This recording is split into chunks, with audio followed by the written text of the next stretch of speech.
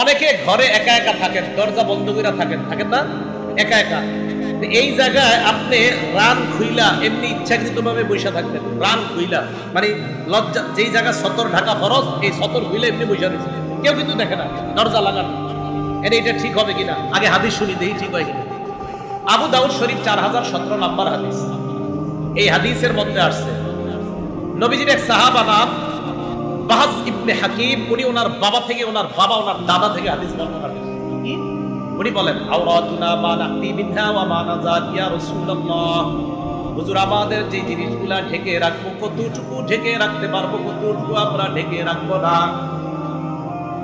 নবীজি জবাব দিলেন ইহফাজ আওরাতাক ইল্লা মিন যাওজাতিক, তুমি তোমার বিবি ছাড়া অন্য সকলের সামনে লজ্জাস্থান ঢেকে রাখবা। লজ্জাস্থান কখনো প্রয়োজন হলে খোলা, এটা আল্লাহ খাত দিয়ে দিয়েছে, কোথায় লজ্জাস্থান খোলা যাবে। এরপর সাহাবা প্রশ্ন করে ফেলছে, দেখেন ইদা কানা আহাদুনা খালিয়ান ইয়া রাসূলুল্লাহ, হুজুর আমাদের কেউ যদি ঘরের ভিতরে একা একা থাকে তাহলে কি সব ঢেকে রাখতে হবে? ভালো করে মন দিয়ে শুনেন, হুজুর আমাদের কেউ যখন ঘরে একা থাকি তখনও কি ঢেকে রাখতে হবে?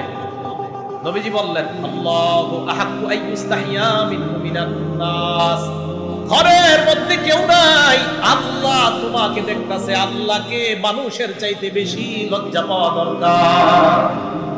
ঘরের মধ্যে কেউ দেখে না, আল্লাহ তো দেখে, তা আল্লাহকে বেশি লজ্জা পাওয়া। তাহলে 1 নাম্বার আল্লাহকে লজ্জা পাওয়া, 2 নাম্বার ফেরেশতাদেরকে লজ্জা পাওয়া।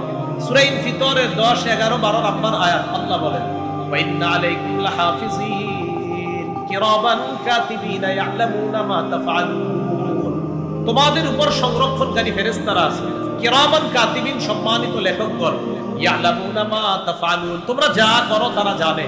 তাহলে আমি আপনি দেখেন এখন থেকে, আজকে থেকে এই যে এখন হেঁটে হেঁটে যাবো, আচ্ছা আমাকে আল্লাহও দেখে সর্ব অবস্থায়, আবার 2 জন ফেরেশতাও আমাকে দেখতেছে, তারা লিখবে, সব লিখে ফেলতেছে সম্মানিত ফেরেশতারা। তো আমি আপনি সবসময় ভাবা আল্লাহ সর্বদা দেখতেছে, আবার ফেরেশতারাও লেখার জন্য প্রস্তুত, এই কথাটা ভাবনায় আনা, তাহলে দেখবেন গুনাহ করা আমাদের জন্য কঠিন হয়ে যাবে।